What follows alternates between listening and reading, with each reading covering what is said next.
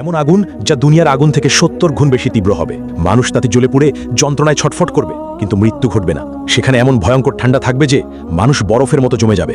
সেখানে খাবার হিসেবে দেওয়া হবে কাঁটাযুক্ত বিষাক্ত জাক্কুম ফল, যাকে মানুষ যন্ত্রণায় ছটফট করবে। গ্লাস দিয়ে তাদেরকে পান করানো হবে ফুটন্ত পানি, দুর্গন্ধযুক্ত রক্ত ও পুজ। হ্যাঁ বন্ধু, এটা সেই ভয়াবহ জাহান্নাম যা প্রতিটি অপরাধীকে ফেস করতে হবে। আসুন এই ভিডিওতে সেই জাহান্নামের শুরু থেকে শেষ পর্যন্ত গল্প শুনে আসি, যার প্রতিটি কথা কোরআন ও হাদিস থেকে নেওয়া, কিন্তু দৃশ্যগুলো আর্টিফিশিয়াল ইন্টেলিজেন্সের সূক্ষ্ম কল্পনা শক্তির তৈরি।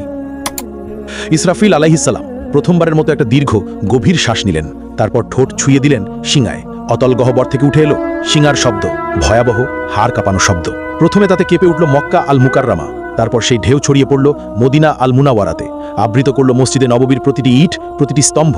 কাঁপল ইস্তাম্বুল, দুলে উঠল ঐতিহাসিক আয়া সোফিয়া। লন্ডনে থেমে গেল বিগ বেনের সময়। নিউ ইয়র্কের আকাশচুম্বী দালানগুলো গর্জে উঠল ভয়ের কম্পনে। টোকিওতে যন্ত্রপাতি ছিন্ন ভিন্ন হয়ে পড়ল। একই মুহূর্তে গোটা পৃথিবীর প্রতিটি প্রান্তে ছড়িয়ে পড়ল সেই বিকট শব্দ। আকাশের তারারা একে একে নিভে যেতে লাগলো। সেই দীপ্তিমান সূর্য ডুবে গেল অদৃশ্য অন্ধকারে, আর চাঁদ ভেঙে টুকরো টুকরো হয়ে গেল আকাশের বুকে। মুহূর্তেই সমগ্র মহাবিশ্ব এক বিশাল কবরস্থানে রূপ নিল। নেমে এলো নীরব নিস্তব্ধতা। সবকিছু সম্পূর্ণ অন্ধকার, সবকিছু মৃত্যু কোলে ঢলে পড়েছে, সবকিছু আচ্ছাদিত হয়ে গেল। শুধু আল্লাহ অবশিষ্ট রইলেন। ঘোষণা আসলো, আজ কার জন্য রাজত্ব? কিন্তু কেউ উত্তর দিল না। কতক্ষণ স্থায়ী হলো এই ভয়াবহ নীরবতা? ৪০ বছর, নাকি ৪০ দিন, নাকি ৪০ ঘন্টা? কেউ জানে না, কারণ সময়ও থেমে গেছে, স্থানও বিলীন হয়ে গেছে। শুধু আল্লাহ জানেন এই অপেক্ষার দৈর্ঘ্য কত হবে। মৃতরা মিশে গেছে মাটির সঙ্গে, হাড়গুলো মিশে গেছে ধুলায়, চুলগুলো পচে গেছে, নখেরও অস্তিত্ব নেই। কিন্তু আত্মাগুলো এখনো অপেক্ষায় আছে। বারজাকের জগতে তারা অপেক্ষা করছে, কারোর জন্য কবরের শাস্তি, কারোর জন্য কবরের নেয়ামত। কিন্তু সবাই অপেক্ষায়। তারপর এলো সেই পবিত্র মুহূর্ত। দ্বিতীয় আদেশ প্রতিধ্বনিত হলো, সিঙায় আবার ফু দাও ইসরাফিল। ফলে ইসরাফিল নিলেন দ্বিতীয়বার গভীর শ্বাস। কিন্তু এবার তা ভিন্ন, এবার তা জীবনের শ্বাস, এবার তা পুনরুত্থানের শ্বাস। ইসরাফিল দ্বিতীয়বারের মতো সিংগায় ফু দিলেন। শব্দ ছড়িয়ে গেল সর্বত্র। পৃথিবী ফেটে যেতে লাগলো প্রচণ্ড শব্দে। এক এক করে কবরগুলো খুলে গেল। ভেতর থেকে উঠল হাত, তারপর বাহু, তারপর মাথা। হাড়গুলো এক একে জোড়া লাগলো। মাংস জুড়ে গেল হাড়ের সঙ্গে, চুল গজিয়ে উঠল মাথায়, চোখ বসে গেল চোখের কোটরে। প্রতিটি মানুষ দাঁড়িয়ে গেল একে একে, ধুলো মাটিতে ঢাকা, অবাক, নগ্ন, ভীত আর কাঁপছে। তারা জিজ্ঞেস করলো, কে আমাদের ঘুম থেকে জাগালো? তারপর তারা মনে করল সেই ভয়াবহ সত্য। তারা বলতে লাগলো, হায় আফসোস, আমাদের নবীগণ সত্য বলেছিলেন। এটাই সেই প্রতিশ্রুতি যা দয়াময় আল্লাহ দিয়েছেন। এই চিৎকার ছড়িয়ে পড়ল চারদিকে, প্রতিধ্বনিত হলো আর্তনাদ। কিন্তু এখন অনেক দেরি হয়ে গেছে। ভয়ঙ্কর ভয় বিরাজ করছে সবখানে। তারা পালানোর জায়গা খুঁজছেন, কিন্তু নেই। তারা লুকানোর জায়গা খুঁজছেন, কিন্তু তাও নেই। তারপর দূর থেকে ভেসে আসছে কণ্ঠস্বর। ফেরেশতাগণ বললেন, লাইন ধরো, সবাই হাসরের ময়দানে যাও। এই আদেশ শুনে মানুষ যেন পালহারা ভেড়ার পাল টেনে নেওয়া হচ্ছে একে একে, দলবদ্ধভাবে। কাঁপতে কাঁপতে হাঁটছে, শ্বাস আটকে যাচ্ছে, হৃৎপিণ্ড দ্রুত কাঁপছে। তারা ফিসফিস করছে, ইয়া রাব্বি, ইয়া রাব্বি। কিন্তু এখন অনেক দেরি হয়ে গেছে। যখন সুযোগ ছিল দুনিয়ায়, তখন তারা নামাজ পড়েনি, তখন তারা আল্লাহকে মনে রাখেনি। এখন মনে পড়ছে, কিন্তু খুব দেরি হয়ে গেছে। এদিকে হাসরের ময়দান পৃথিবীর মতো বিস্তৃত, বরং আরও প্রশস্ত। কোটি কোটি মানুষ, অসংখ্য প্রাণ একত্রে, আদম আলাইহিস সালাম থেকে শেষ নবজাতক পর্যন্ত সবাই এখানে উপস্থিত। অসংখ্য ভিড়, শ্বাস নেবার জায়গা নেই, চলাফেরার জায়গা নেই। মানুষ ভয়ে একে অপরকে চেপে ধরছে। সূর্যকে কাছে আনা হয়েছে, ঠিক মাথার উপরে, শুধু 1 মাইল দূরে। কি অসহ্য তাপ! শরীর থেকে ঘাম ঝরছে অবিরত। কেউ তাদের গোড়ালি পর্যন্ত ঘামে ডুবে আছে, এরা সামান্য পাপী। কেউ হাঁটু পর্যন্ত ডুবে আছে, এরা মাঝারি পাপী। কেউ কোমর পর্যন্ত ডুবে আছে, এরা অনেক পাপী। কেউ গলা পর্যন্ত ডুবে আছে, এরা মারাত্মক পাপী।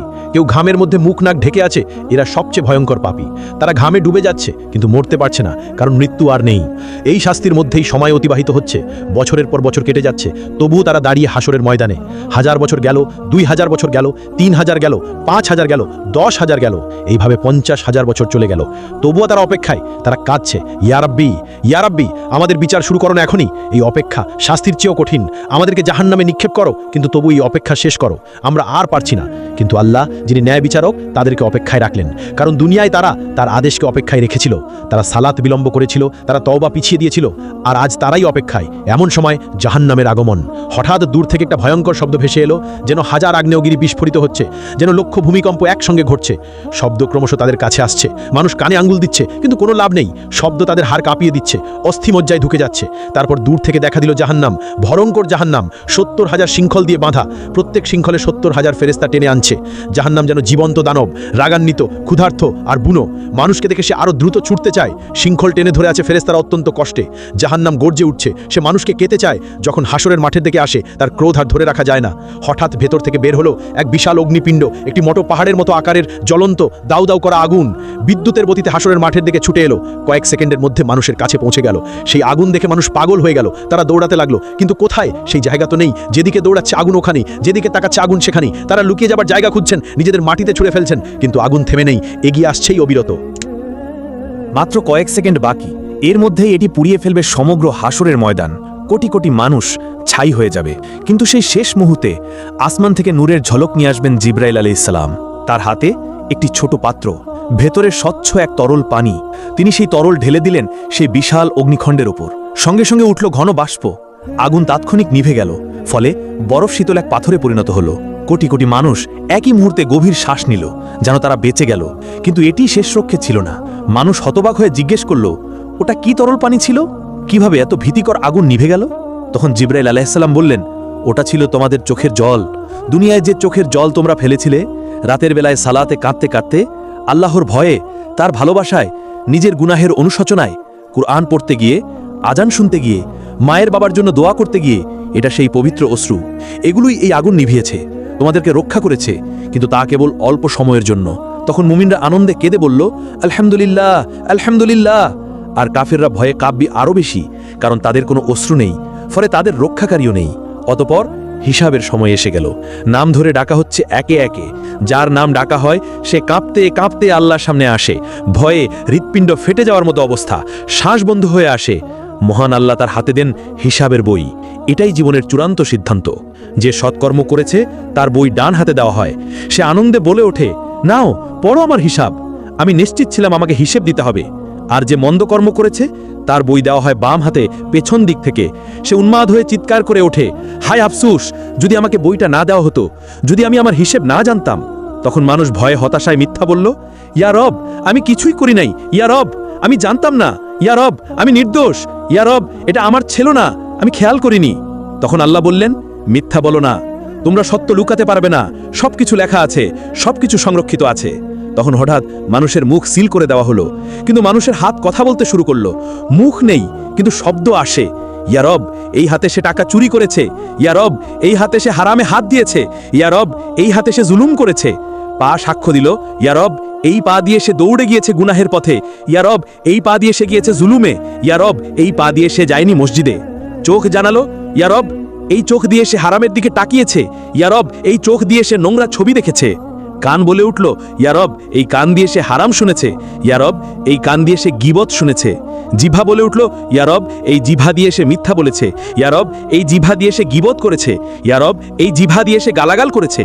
মানুষ হতবাক হয়ে গেল, নিজের অঙ্গ প্রত্যঙ্গই তাকে ধোঁকা দিচ্ছে। তারা আক্ষেপে নিজেদের চামড়াকে বলল, তোমরা কেন আমাদের বিরুদ্ধে সাক্ষ্য দিলে? তারা উত্তর দিল, আল্লাহ যিনি সবকিছুকে কথা বলান, তিনি আমাদেরও কথা বলালেন। এভাবে সত্য প্রকাশ হয়ে গেল পুরোপুরি। কিছুই আর গোপন থাকলো না। সে আর মিথ্যা বলতে পারল না, সে আর অস্বীকার করতে পারল না, কারণ তার নিজের দেহ সাক্ষ্য দিয়েছে। অতপর প্রত্যেক কাজের ন্যায় বিচার হবে। অতি সামান্য ভালো কাজেরও প্রতিদান পাবে, অতি সামান্য মন্দ কাজেরও শাস্তি পাবে। কিছু বান্দাকে আল্লাহ ক্ষমা করলেন তার রহমতে, তার করুণায়, কিন্তু অধিকাংশ যাবে জাহান্নামে। আদম সন্তানের প্রতি ১,৯৯৯ জন যাবে জাহান্নামে। এভাবে হিসাব শেষ হলো। এবার আসলো বিচ্ছেদের সময়। মানুষকে লোহার শৃঙ্খল গলায়, হাতে, পায়ে দিয়ে ভেড়ার পালের মতো টেনে নেওয়া হচ্ছে জাহান্নামের দিকে। তারা কাঁদছে, মিনতি করে, ইয়া রব, আমাদের আরেকবার সুযোগ দাও, আমাদেরকে দুনিয়ায় ফিরিয়ে দাও, আমরা নিজেদের ঠিক করব, আমরা ভালো হয়ে যাব। কিন্তু না, অনেক দেরি হয়ে গেছে, আর এমন সুযোগ নেই। ফেরেশতারা তাদেরকে টেনে নিয়ে যাচ্ছে নিষ্ঠুরভাবে। চলো, এটাই তোমাদের জায়গা। অতপর জাহান্নামের উপর বিস্তৃত হলো একটা সেতু, চুলের মতো সূক্ষ্ম, তরোয়ালের মতো ধারালো। হ্যাঁ, এটাই সিরাত। তাদেরকে তা অতিক্রম করতেই হবে। কিন্তু কিভাবে? এমন সূক্ষ্ম সেতু পার হওয়া কি সম্ভব? মুমিনরা তাদের নূর নিয়ে যাবে, তাদের জন্য এটি হবে সমতল রাস্তার মতো, তারা সহজেই দৌড়ে পার হয়ে যাবে। কিন্তু মুনাফিকরা আটকে যাবে মাঝপথে, তাদের নূর নিভে যাবে, ফলে তারা অন্ধকারে পড়ে থাকবে। আর কাফেরদের কোনো নূর নেই, তারা এক পাও ফেলতে পারে না, তারা হোঁচট খায়, পড়ে যায়। বেশিরভাগ সিরাত পার হতে পারবে না। তারা হোঁচট খেয়ে জাহান্নামে পড়ে যায়, যেন ৭০ বছর ধরে পড়ে যাচ্ছে জাহান্নামের গহ্বরে। প্রতিটি পতন এক একটি চিৎকার, লক্ষ চিৎকার, কোটি কোটি চিৎকার। জাহান্নাম হা করে অপেক্ষা করছে ক্ষুধার্ত দানবের মতো। সে গিলে নিচ্ছে পতিতদের একের পর এক, একজন, দুজন, হাজারো, লাখো, কোটি গিলে যাচ্ছে অবিরাম, কখনো ভরে না। আল্লাহ তখন জিজ্ঞেস করবেন, তুমি কি ভরে গেছো? জাহান্নাম বলল, আরও আছে কি, আমি এখনো ক্ষুধার্ত, আমি এখনো ভরি নাই। অতপর যখন পতিতরা জাহান্নামে প্রবেশ করে, তারা সম্মুখীন হয় এক ভয়ঙ্কর উত্তাপের। এই পৃথিবীর আগুনের তুলনায় ৭০ গুণ বেশি তাপ। তাদের চামড়া সঙ্গে সঙ্গে পুড়ে যায়, তারপর নতুন চামড়া আসে, আবার তা পুড়ে যায়, এভাবে চলছেই আছে। জাহান্নামের আগুন মানুষ ও পাথর দ্বারা জ্বালানি পেল, ফলে এটি অকল্পনীয় উত্তাপে জ্বলে উঠল। ফলে তাদের শুরু হলো তৃষ্ণা, ভয়ঙ্কর তৃষ্ণা। তারা পানি চাইবে, দেওয়া হবে, কিন্তু কেমন পানি? তাদের দেওয়া হবে ফুটন্ত পানি, যা তাদের অন্ত্র ছিঁড়ে ফেলবে। তাদের দেওয়া হবে পুজ পানি পান করতে, তারা তা গিলতে চাইবে কিন্তু পারবে না। প্রতিটি দিক থেকে মৃত্যু তাদের কাছে আসবে, কিন্তু তারা মরবে না। তারা খাদ্য চাইবে, দেওয়া হবে, কিন্তু কেমন খাদ্য? তাদের খাদ্য হবে কেবল কাঁটাযুক্ত উদ্ভিদ। এটি এমন এক জাক্কুম বৃক্ষ যা জাহান্নামের তলদেশ থেকে জন্মায়। এর ফল শয়তানের মাথার মতো। প্রতিটি গ্রাসে আরাম নয়, বরং ব্যথা আসে। তারা না চাইলেও জোর করে তা তাদের খাওয়ানো হবে। জাহান্নামের শাস্তি শুধু উত্তপ্ত আগুন নয়, এখানে আছে জামহারির, যা ততটাই কষ্টদায়ক ঠান্ডা যেমন আগুনের উত্তাপ। অসহনীয় গরম আর ঠান্ডা প্রমাণ করে যে জাহান্নামের যন্ত্রণা সব দিক থেকে ঘিরে রাখবে। এখন সবাই তাদের স্থান খুঁজে নিয়েছে। জান্নাতের মানুষ জান্নাতে, আর জাহান্নামের মানুষ জাহান্নামে। দরজাগুলো চিরতরে বন্ধ হয়ে গেছে, ভাগ্য নির্ধারিত হয়ে গেছে, চিরকালীন সময় শুরু হয়েছে, আর কোনো ফেরত নেই। জাহান্নামের মানুষ সেখানে চিরকাল থাকবে, চিরকাল, ট্রিলিয়ন বছর, কোয়াড্রিলিয়ন বছর, কখনো শেষ হবে না। জাহান্নামের 7টি দরজা রয়েছে, অর্থাৎ 7টি আলাদা স্তর, 7টি আলাদা দরজা, 7টি শাস্তি। 7টি দরজা পাহাড়ের মতো বিশাল, একটির নিচে আরেকটি স্তূপ হয়ে আছে গভীরতর দিকে। ওই দরজাগুলোর আড়াল থেকে এক আলো জ্বলে ওঠে, যার হৃদয়ে ভয়ের সঞ্চার করে। এই দরজার প্রহরীর সামনেই থাকবে চোপ বজ্রের মতো, চেহারা কঠোরতায় খোদাই করা। জাহান্নাম সৃষ্টির দিন থেকে সে কখনো হাসেনি, অটল, নির্মম, প্রহরায় অবিচল। প্রতিটি দরজা ভিন্ন পাপীদের জন্য, প্রতিটি স্তরে আলাদা শাস্তি, কেউ হালকা, কেউ ভয়ঙ্কর। লোকেরা জাহান্নামের দারোয়ান মালিককে ডাকবে, হে মালিক, তোমার রবকে ডাকো, আমাদের জীবন শেষ করে দিক। কিন্তু মালিক উত্তর দেবে শুধু নীরবতায়। প্রথম দরজা আকাশ কাঁপানো গর্জনে খুলবে, এর উপর লেখা থাকবে জাহান্নাম। এই স্থান মুসলিমদের জন্য, যারা ঈমান এনেছিল কিন্তু গাফেল ছিল, ঈমানদার যারা সালাত ছেড়েছিল, যারা বলতো পরে পড়ব, যারা মিথ্যাকে অভ্যাস বানিয়েছিল, যারা মানুষকে কষ্ট দিয়েছে, অন্যায় করেছে, মানুষের হক মেরেছে, যারা বলেছে আল্লাহ তো ক্ষমা করে দেবেন কিন্তু তাওবা করেনি। তারা যখন প্রবেশ করবে তখন তারা কেঁপে উঠবে, আমরা কি ঈমানদার ছিলাম না? আমরা কি শাহাদা বলিনি? হ্যাঁ বলেছিল, কিন্তু এর দায়িত্ব পালন করেনি। এখানকার শাস্তি অস্থায়ী, যতদিন তাদের গুনাহ থাকবে ততদিন শাস্তি চলবে, তারপর তারা জান্নাতে যাবে। কিন্তু ততদিন পর্যন্ত প্রতিটি ছেড়ে দেওয়া সালাত সমান একটি আগুন, প্রতিটি মিথ্যা একটি শিখা, প্রতিটি গুনাহ একটি যন্ত্রণা।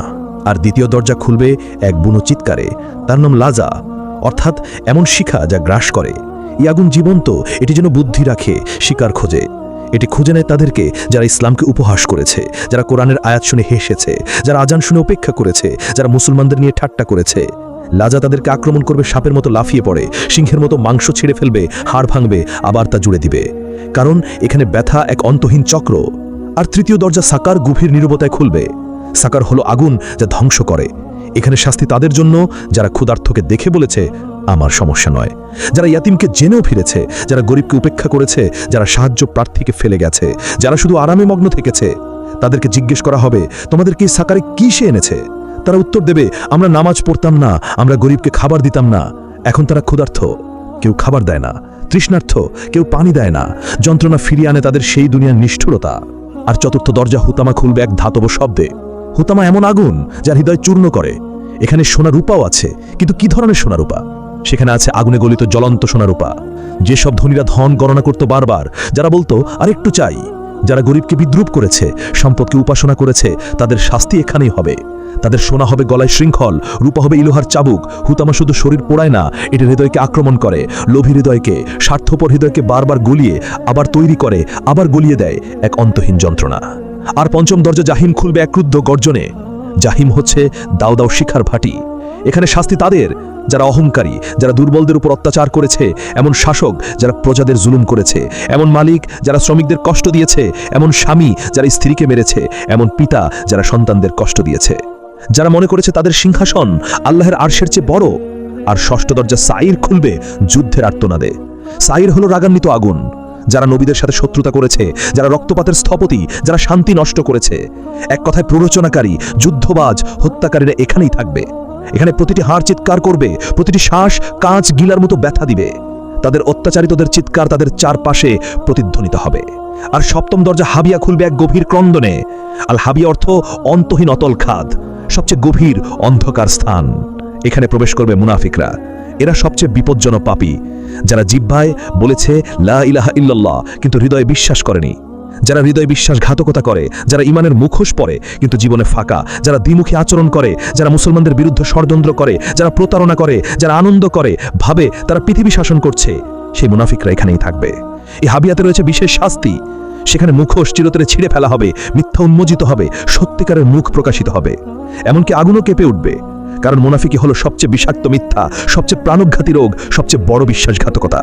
যারা এই হাবিয়াতে নিক্ষিপ্ত হবে তারা পড়তে থাকবে চিরকাল, কখনোই তলানিতে পৌঁছাতে পারবে না, কারণ মুনাফিকের কোনো শেষ নেই। প্রিয় বন্ধু, আপনি এই পর্যন্ত ভিডিওটি দেখেছেন, এই ভীতিকর দৃশ্যগুলো দেখেছেন, এই ভয়াবহ শাস্তিগুলো শুনেছেন। এখন সিদ্ধান্ত নেওয়ার সময়, আপনি কোন দলে থাকতে চান, জান্নাতে নাকি জাহান্নামে? এটা আপনার হাতে, এটা আপনার সিদ্ধান্ত। আপনার এখনো সময় আছে, আপনি এখনো শ্বাস নিচ্ছেন, আপনার এখনো সুযোগ আছে, আপনার হৃদয় এখনো ধুকপুক করছে, আপনার আত্মা এখনো জীবিত। তাওবার দরজা এখনো খোলা, কিন্তু কতদিন পর্যন্ত? আজ রাত পর্যন্ত, নাকি আগামীকাল পর্যন্ত, নাকি পরের সপ্তাহ পর্যন্ত? কেউ জানে না, শুধু আল্লাহ জানেন। সিংহে যে কোনো মুহূর্তে ফু দেওয়া যেতে পারে, যে কোনো শ্বাসে, যে কোনো সেকেন্ডে। ইসরাফিল অপেক্ষা করছে আল্লাহর আদেশের জন্য। আর আপনি এখনো গাফেল, এখনো খেলায় মেতে আছেন, এখনো বলছেন পরে করব, পরে সালাত পড়ব, পরে তাওবা করব, পরে নিজেকে ঠিক করব। কিন্তু সেই পরে যদি আর কখনো না আসে, যদি আজ রাতই হয় আপনার শেষ রাত, আপনি কি প্রস্তুত? সত্যি কি প্রস্তুত? এই ভিডিওটি শেয়ার করুন, আপনার প্রিয়জনদের সাথে শেয়ার করুন, কারণ জাহান্নাম বাস্তব। এখানে বলা প্রতিটি কথাই সত্য, সবই পবিত্র কোরআনে লেখা আছে।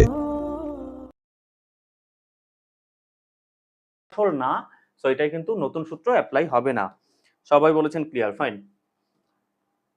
5% হারে 20 বছরের সুদ 250 টাকা হলে আসল কত হবে? একই অঙ্ক পারবেন আশা করি সবাই, কোনো সমস্যা ছাড়াই। শতকরা 5 টাকা হার সুদে 20 বছরের সুদে আসলে 50,000 টাকা হলে মূলধন কত? দেখেন এই অঙ্কটা কিন্তু আগে এই যে একটু আগে যে সূত্রটা শেখালাম সেটার মতো। সুদ আসল মানে হচ্ছে মুনাফা আসল। এটা কি আমাদের? এটা হচ্ছে আমাদের এ কত? 50,000। এবং মূলধন মানে কি? পি কত সেটা জানতে চাচ্ছে। 20 বছর মানে এন এর মান দিয়েছে 20, আর শতকরা 5 টাকা হার মানে আর এর মান দিয়েছে 5%। এটাও সেম নিয়মে সমাধান করেন। এটা 14তম বিসিএস পিলিতে এবং সরকারি মাধ্যমিক বিদ্যালয়ের সহকারী শিক্ষক পদে এসেছে। এছাড়া অন্যান্য এক্সামে আসে এই নিয়ম। সো কমপ্লিট করে অ্যান্সার জানান আমাকে।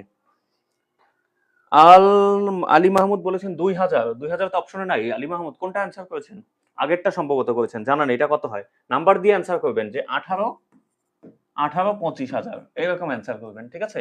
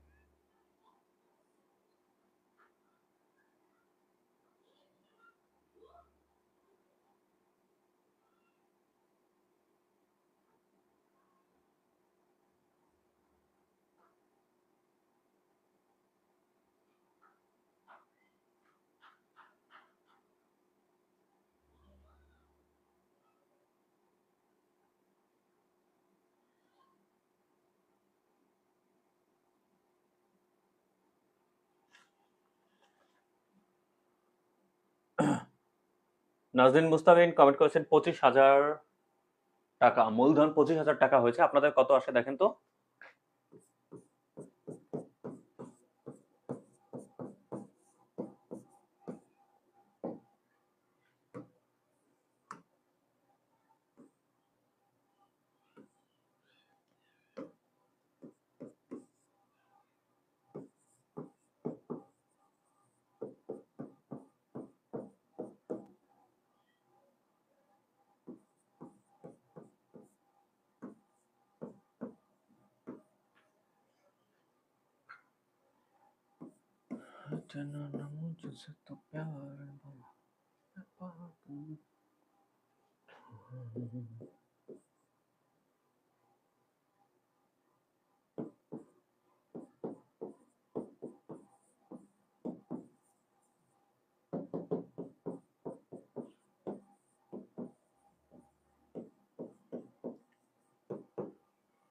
হ্যাঁ, 25,000 টাকা সঠিক উত্তর। ওকে, 25,000 বলেছেন সুমাইয়া, জেসমিন, আলামিন এবং নোমান বলেছেন করে দেন। হ্যাঁ, করে দিলাম। সেম নিয়মের অঙ্ক। আমি এক্সপেক্ট করেছিলাম নোমান আপনি এটা পারবেন, কারণ সেম নিয়ম ছিল। কোনো ডিফিকাল্টিস নেই, এটা আরো সহজ কাটাকাটি। হ্যাঁ, সো আমাদের ক্লিয়ার হয়েছে এই নিয়মটা। এখন আমরা সবাই কমেন্ট করব, যে হ্যাঁ স্যার এই নিয়মটা ক্লিয়ার হয়েছে। তাহলে আমি পরবর্তী নিয়মে যাব, টাইপ 6 এ চলে যাব। ঠিক আছে, আর বাকিগুলো আপনাদের হোমওয়ার্ক প্র্যাকটিস করবেন বাসায়।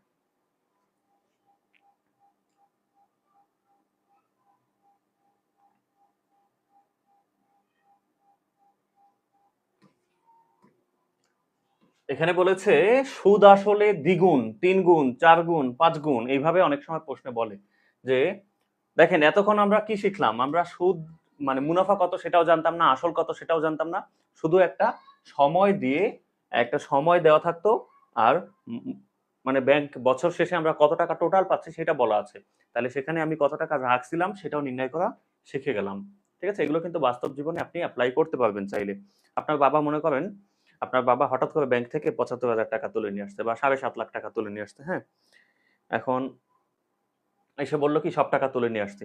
এখন আপনি হিসাব করে বের করে ফেলতে পারবেন যে ওই ব্যাংকে ইন্টারেস্ট রেট কত, এটা তো আপনি একটু খোঁজ নিলেই জানতে পারবেন। এবং কয় বছর টাকা রাখছে সেটা বাবা জিজ্ঞেস করবেন যে বাবা এই টাকা কয় বছরের জন্য রাখছিলেন। জিজ্ঞেস করার পর তাকে আপনি বলে দিতে পারবেন যে আপনি এক্সাক্ট কত টাকা রাখছিলেন ওইখানে ব্যাংকে এবং সেখান থেকে কত টাকা আপনার প্রফিট হয়েছে। টোটাল যে 7.5 লাখ হয়েছে এর মধ্যে 2.5 লাখ দেখা যায়